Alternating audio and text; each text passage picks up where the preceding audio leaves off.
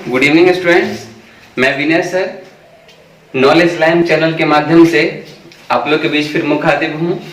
आज मैं एक न्यू टॉपिक लेकर के आया हूँ जिसका नाम है ग्रह, प्लेनेट। प्लेनेट के बारे में सारा चीज हम लोग जानेंगे और एग्जाम में जो पूछा जाता है उस पर हम लोग चर्चा करेंगे। दो वीडियो बनाएंगे प्लेनेट का। इसमें अभी तो फंडामेंटल चीज प्लेनेट का, उसके बाद एक एक प्लेनेट को हम लोग यहाँ पे समझेंगे और उससे जो भी क्वेश्चन आता है उसको हम लोग बनाएंगे एग्जाम के लिए प्रिपेयर हों। सबसे पहले ग्रह चर्चा करने से पहले मैं थोड़ा 3 सिद्धांत के बारे में जानकारी देना चाहता हूं। पहला, विद्वानों ने एक सिद्धांत दिया था। एक विद्वान है जिनका नाम है टॉलमी साहब ने बताया कि एक सिद्धांत का नाम दिया जिसका नाम है भूकेंद्रीय सिद्धांत, जियोसेंट्रिक थ्योरी। उन्होंने कहा कि केंद्र में पृथ्वी है और सब उसके चारों ओर चक्कर लगाता, सब ग्रह उसके चारों ओर चक्कर लगाता है, जिसके बारे में कोपर्निकस साहब ने गलत कह दिया। कोपर्निकस साहब ने कहा कि पृथ्वी केंद्र में नहीं है, केंद्र में सूर्य है और सब उसके चारों ओर चक्कर लगाता है। उनको सपोर्ट किया था केपलर साहब ने जो ग्रह गति नियम दिए थे। केपलर साहब का बोलेगा ग्रह गति नियम किसने दिया, तो आंसर में हम लोग को केपलर लगाना होगा। उन्होंने उसको सपोर्ट किया, सूर्य केंद्रीय सिद्धांत को। उसको बहुत सारे सिद्धांत के नाम जानते हैं। कोपर्निकस साहब का नाम 5 क्वेश्चन में आना चाहिए। सबसे पहला, सूर्य केंद्रीय सिद्धांत कौन दिया? कोपर्निकस। सौर प्रणाली कौन दिया? कोपर्निकस। हेलियोसेंट्रिक थ्योरी कौन दिया? कोपर्निकस। सौर मंडल का खोज कौन किया? कोपर्निकस। किसने कहा कि सूर्य केंद्र में है, सब उसके चारों ओर चक्कर लगाता है? कोपर्निकस। जिसको सपोर्ट कौन किए थे? केपलर साहब किए थे, जिन्होंने ग्रह गति नियम दिया है ना। इसके अंतर्गत 3 नियम आता है, 1 2 3। पहला नियम कहता है T² varies R³। R for distance, दूरी, और T फॉर टाइम। दूरी बढ़ेगा तो समय बढ़ेगा, दूरी घटेगा समय घटेगा। आपके दिमाग में आना चाहिए ये सूर्य है, सबसे पहले चक्कर लगाता है बुध के बाद लगाता है शुक्र के बाद लगाता है पृथ्वी के बाद मंगल के बाद बृहस्पति, उसके बाद शनि, उसके बाद अरुण, उसके बाद वरुण। पहले 9 ग्रह थे, 9 में एक को हटा दिया गया जिसका नाम प्लूटो है। 2006 ईस्वी के प्राग सम्मेलन में उस ग्रह को हटा दिया गया, उसको बौना ग्रह के श्रेणी में रखा गया। और एक बात हमेशा दिमाग में रखना है, वो ग्रह गति नियम का पालन नहीं करता है, इसलिए उसको ग्रह के समूह से हटा दिया। अब ग्रह 8 बचे हैं। कितने ग्रह हैं? 8 ग्रह हैं। जिसका नियम देने वाला कौन? केपलर। पहला नियम कहा जो नजदीक का ग्रह है उसको घूमने में कम समय लगेगा, नजदीक को घूमने में कम समय लगेगा, फटाक चक्कर लगा लेगा। और ये दूर का ग्रह है, इसको घूमने में ज्यादा समय लगेगा। पहला नियम वो कहता है दूरी बढ़ेगा समय बढ़ेगा, दूरी घटेगा समय घटेगा। पहला नियम। दूसरा नियम कहता है सबका अपना अपना ऑर्बिट फिक्स है, सब अपने अपने कक्षा में घूमेगा, किसी के कक्षा से किसी को कोई मतलब नहीं है। तीसरा कहता है सबका अपना अपना वेग फिक्स है, किसी के वेग से किसी को कोई मतलब नहीं है, सबका अपना अपना इंडिविजुअल आपका स्पीड है, अब इंडिविजुअल वेलोसिटी है उसका। चलिए, आपके दिमाग में आना चाहिए ग्रह 8 है, उसको कैसे याद रखते हैं? बड़ी प्यारा टेक्निक है जो आप लोग के बीच में रखना चाहता हूं। इसको हम लोग ME भेम जे सन से याद करते हैं। ME से मरकरी को हिंदी में बुध कहते हैं। V से वेनस को शुक्र कहते हैं। E से अर्थ को पृथ्वी कहते हैं। M से मार्स को मंगल कहते हैं। J से जुपिटर को बृहस्पति कहते हैं। S से सैटर्न को शनि कहते हैं। U से यूरेनस को अरुण कहते हैं। N से नेपच्यून को वरुण कहते हैं। हिंदी इंग्लिश दोनों में आपका नाम यहाँ लिखा हुआ, इसको समझ सकते हैं। ME भेम जे सन से फॉर्मूला दिमाग में सेट हो जाना चाहिए कि ME भेम जे सन है ना। ये यहाँ पे यदि सूर्य है, सबसे पहला सूर्य के नजदीक का ग्रह कौन? बुध। और सूर्य से सबसे दूर का कौन? वरुण। ऐसे करके आपका डिस्टेंस बढ़ता है, पहले बुध, फिर शुक्र, फिर पृथ्वी, फिर मंगल, फिर बृहस्पति, फिर शनि, फिर अरुण, फिर वरुण। अंदर की ओर है, सबसे पहले हम ये समझेंगे कि अंदर की ओर है, अंदर को आंतरिक कहते हैं। क्या कहते हैं? आंतरिक। इसलिए ये चारों ग्रह को आंतरिक ग्रह की श्रेणी में रखते हैं। उसी को पार्थिव ग्रह भी कहते हैं। पार्थिव क्यों कहते हैं? क्योंकि ये ग्रह पृथ्वी के साथ है। पृथ्वी के साथ है इसलिए पार्थिव ग्रह के नाम से इसको जानते हैं, और ये बृहस्पति के साथ है इसलिए इसको बृहस्पति ग्रह के नाम से जानते हैं। अंदर वाले चारे ग्रह को आंतरिक ग्रह, अब बाहर वाले चारों ग्रह को कौन ग्रह? बाह्य ग्रह। एग्जाम में पूछता है आंतरिक ग्रह की संख्या कितनी, आपके बोर्ड पे लिखा हुआ 4, बाह्य ग्रह की संख्या कितनी? 4, बृहस्पति ग्रह की संख्या कितनी? 4, पार्थिव ग्रह की संख्या कितनी? 4, जोवाइन प्लैनेट की संख्या कितनी? 4। सबका आंसर 4 आना चाहिए। और अंदर वाले ग्रह का घनत्व तो ज्यादा होता है, बाहर वाले ग्रह का घनत्व कम होता है, क्योंकि बाहरी ग्रह जितने हैं वो सब गैसों का गोला, गैस से बना हुआ है। सबका अलग अलग गैस है जो हम लोग समझेंगे। बृहस्पति में हाइड्रोजन, इसमें आपको हाइड्रोजन और अमोनिया दोनों, इसमें यूरेनस में मीथेन और नेपच्यून में मीथेन, है ना। सब गैस का मात्रा ज्यादा है, इसलिए चारों ग्रह को गैसीय ग्रह के नाम से जानते हैं, गैसियस प्लेनेट के नाम जानते हैं। एग्जाम में हमेशा पूछता है गैसीय ग्रह में कौन ग्रह आते हैं, तो ये चारों जिसमें रहेगा वो गैसीय ग्रह में आएगा, और ये सब गैसीय ग्रह, इधर आंतरिक ग्रह, इधर आपका बाह्य ग्रह, 4 के श्रेणी में हम लोग रखे हुए हैं। एग्जाम के लिए ये फॉर्मूला याद रखेंगे तो आपके दिमाग में सेट हो जाएगा। चलिए, मैं ये कहना चाहता हूं कि जब भी हम लोग ग्रह की बात करते हैं, एग्जाम में पूछता है सबसे बड़ा ग्रह कौन है, सबसे छोटा ग्रह कौन है, सबसे ज्यादा घनत्व वाला ग्रह कौन है, सबसे कम घनत्व वाला ग्रह कौन है, किसका परिक्रमण वेग सबसे अधिक है, किसका घूर्णन वेग सबसे अधिक है, किसका घनत्व सबसे अधिक है, किसका द्रव्यमान सबसे अधिक है, किसका द्रव्यमान सबसे कम है। तरह तरह का क्वेश्चन आपको एग्जाम में पूछा जाता है। तो मैं आप लोगों से ये कहना चाहता, मैं एक फॉर्मूला, 6 फॉर्मूला बताऊंगा, उस फॉर्मूला पे 6 फॉर्मूला बताऊंगा, उस फॉर्मूला पे आपको सारा क्वेश्चन आ जाएगा। उसी फॉर्मूला को आप लोग को दिमाग में रखना है, बाकी इधर उधर कुछ नहीं देखना है। इसके बाद सेकंड वीडियो जो ये इसका प्लेनेट का दूंगा, उसमें सारे ग्रह के बारे में एक एक करके समझाऊंगा। 6 फॉर्मूला जो ग्रह के बारे में है, उसको देख करके हम लोग सारा ग्रह का जितना हम लोग पहले हम चर्चा किए हैं, मतलब कि ग्रह से कौन बड़ा है, कौन छोटा है, कोई इसका घनत्व ज्यादा है, किसका, ये मैं अभी 6 फॉर्मूला बताऊंगा, उससे सारा डाउट आपका क्लियर हो जाएगा। पहला है ग्रह आकार के अनुसार घटते क्रम में। घटते क्रम मतलब कम से ज्यादा की ज्यादा से कम, ज्यादा से कम घट रहा है। इसका एक फॉर्मूला होता है जेसन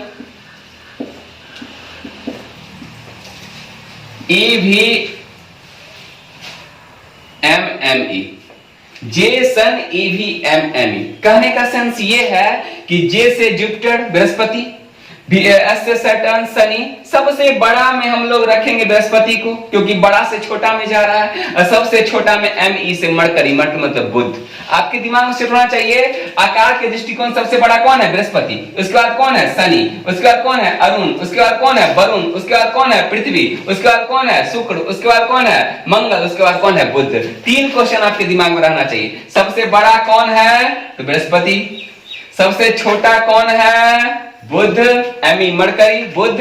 और पृथ्वी का क्या पोजीशन? 5वां। पहला, दूसरा, तीसरा, चौथा, 5वां। पृथ्वी का आकार में क्या पोजीशन? सब ग्रह में 5वां पोजीशन रखता है। किसी का भी पूछ दे, आपके सामने एक फॉर्मूला है, आपको इससे आपका बन जाना चाहिए। दूसरा है ग्रह द्रव्यमान के अनुसार। द्रव्यमान के अनुसार हम लोग देखते हैं, दूसरा ग्रह द्रव्यमान के अनुसार। द्रव्यमान मतलब मास। मास के अनुसार हम लोग क्या करते हैं उसको देखते हैं। द्रव्यमान के अनुसार क्या होता है कि कौन भारी है और कौन हल्का है। तो इसका एक फॉर्मूला होता है, जस्नु EVMME।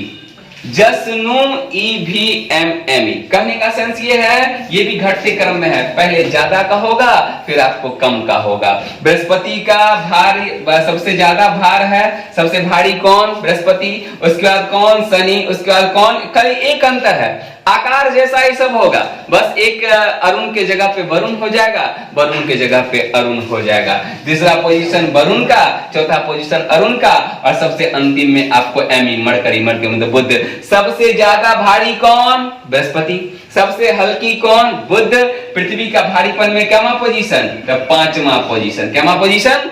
5वां पोजीशन। पृथ्वी के बारे में कहा जाए तो 5वां पोजीशन हम लोग लेते हैं। तीसरा कॉन्सेप्ट है घनत्व के अनुसार। घनत्व को इंग्लिश में डेंसिटी कहते हैं। प्लेनेट घनत्व के अनुसार इसका एक फॉर्मूला होता है सूजन, MVMEE। सूजन MVMEE। शनि का सबसे कम होता है, पृथ्वी का सबसे ज्यादा होता है। कितना होता है एक लिस्ट से हम लोग समझ जाएंगे। 0.7, 1.3, 1.33, 2.84, 3.94, 5.2, 5.5, 5.5 ग्राम पर सेंटीमीटर क्यूब। आपके दिमाग में ये सेट होना चाहिए, सबसे कम घनत्व होता है शनि का, अरुण का इतना, बृहस्पति का इतना, नेपच्यून का, वरुण का इतना, मार्स मंगल का इतना, शुक्र का इतना, बुध का इतना, पृथ्वी का इतना। सबसे ज्यादा पृथ्वी का। पृथ्वी नहीं रहेगा तब हम लोग बुध में टिक कर सकते हैं। आपके दिमाग में ये हमेशा आना चाहिए कि सबसे बड़ा नहीं रहे तब वो जैसा ऑप्शन रहता है उसको टिक किया जाता है। हम लोग पृथ्वी पर गया ना तो पृथ्वी को ऊपर कर देते हैं, और थोड़ा पृथ्वी का बुध से ज्यादा है और हम लोग पृथ्वी को ही ऊपर रखते हैं, और उसके बाद ही पृथ्वी के बाद बुध के घनत्व का स्थान आता है। हम लोग जानते हैं आंतरिक ग्रह का घनत्व ज्यादा होता है, बाह्य ग्रह का घनत्व कम होता है। बस ये लिस्ट से हम लोग दिमाग में रखना है किस ग्रह का कितना घनत्व होता है। सबसे कम घनत्व शनि का होता है, इसलिए इसको पानी पर तैरता हुआ ग्रह कहा जाता है। लेकिन कौन ग्रह पानी पे तैरता हुआ प्रतीत होता है, तो हम लोग शनि के बारे में जानेंगे। सब दूसरा वीडियो मेरा आएगा, उसमें ग्रह के बारे में सब पढ़ेंगे। ग्रह का 2 वीडियो में देने वाला हूं, अभी फंडामेंटल चीज देख रहे हैं। चौथा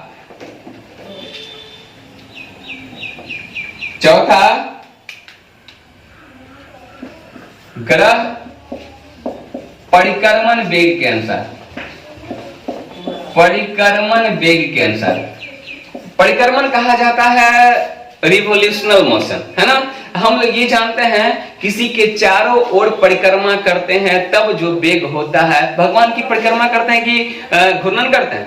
परिक्रमा करते हैं, सबको पता है। तो किसी के चारों ओर घूमने में जो वेग होता है उसको परिक्रमण वेग कहते हैं। अपने अक्ष पे घूमने का जो वेग होता है उसको क्या कहते हैं? घूर्णन वेग के नाम से जाना जाता है। हम लोग जानते हैं पृथ्वी की 2 प्रकार की गति होती है, घूर्णन गति और परिक्रमण गति। सूर्य के चारों ओर घूमता है तो परिक्रमण गति के नाम से जानते हैं, और अपने अक्ष पे घूमता है तो घूर्णन गति के नाम से जानते हैं। तो परिक्रमण वेग के अनुसार हम लोग एक फॉर्मूला को देखते हैं।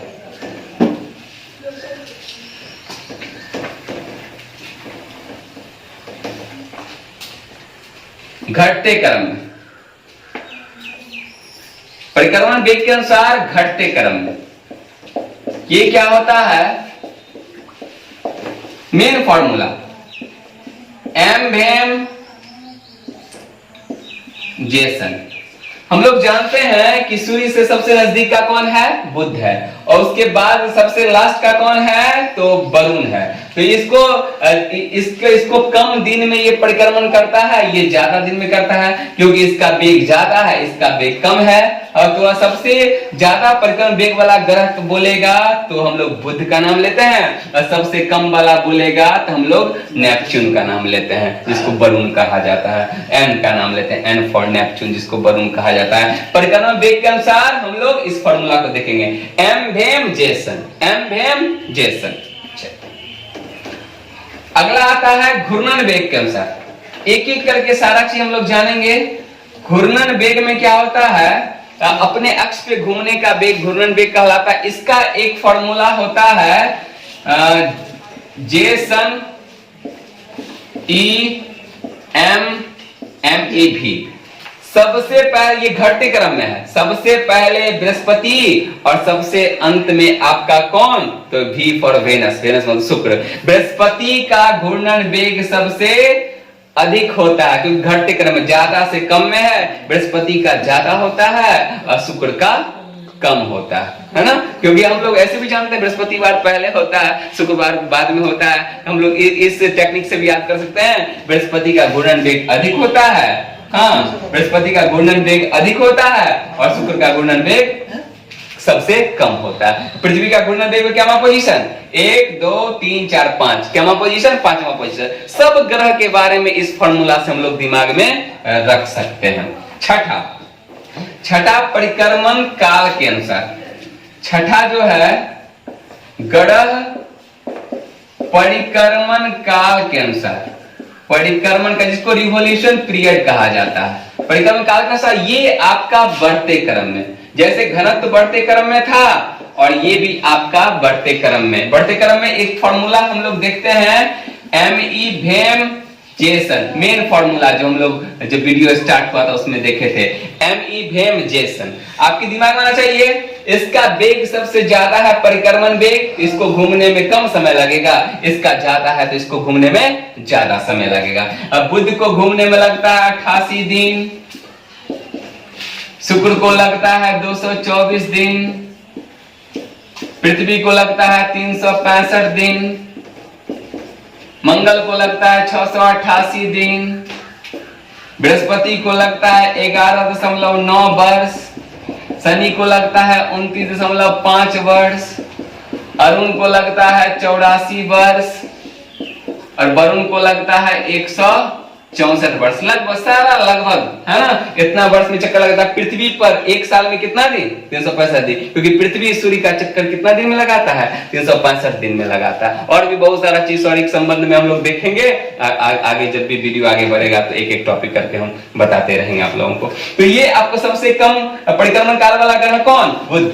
सबसे ज्यादा परिक्रमण काल वाला ग्रह कौन, आपको ये वरुण। तो एक क्वेश्चन पूछता है, किस ग्रह पे वर्ष दीर्घतम होता है, तो आपके दिमाग में आना चाहिए कौन, ये आपका वर्ष दीर्घतम 164 वर्ष, लगभग 164 वर्ष का वर्ष कहाँ होता है, तो वरुण पे होता है। मैं टाइम टू टाइम आपको वीडियो देते रहूंगा। अभी मैं घर से वीडियो दे रहा हूं और जो सीमित संसाधन है और उसी में मैं चाह रहा हूं कि आप लोग के बीच मेरा वीडियो जाए। बहुत जल्द सारा चीज अवेलेबल हो जाएगा, तो मेरा वीडियो अच्छा से बनेगा। आप लोग हमेशा देखते रहें, सब्सक्राइब करें नॉलेज लाइम चैनल। इसके माध्यम से मैं आप लोग को एक से एक वीडियो देते रहूंगा, हर टॉपिक का देते रहूंगा जो आप लोग के एग्जाम के लिए जरूरी है। अभी सीमित संसाधन दे रहा हूं, इसलिए जो भी त्रुटि है उसको माफ करेंगे, क्योंकि अब बोर्ड भी छोटा है और संसाधन की भी कमी है। और फिर भी मैं चाह रहा हूं कि आप लोग को अच्छा वीडियो प्रोवाइड करूं। मेरा जो भी क्लास होगा आपके बीच जाए, आप घर बैठे इसको पढ़ें। बहुत जल्द आपको सारा जो भी हमको कमी लग रहा है उसको मैं दूर करूंगा, आप लोग के बीच अच्छा वीडियो लाने का काम करूंगा। ठीक, धन्यवाद।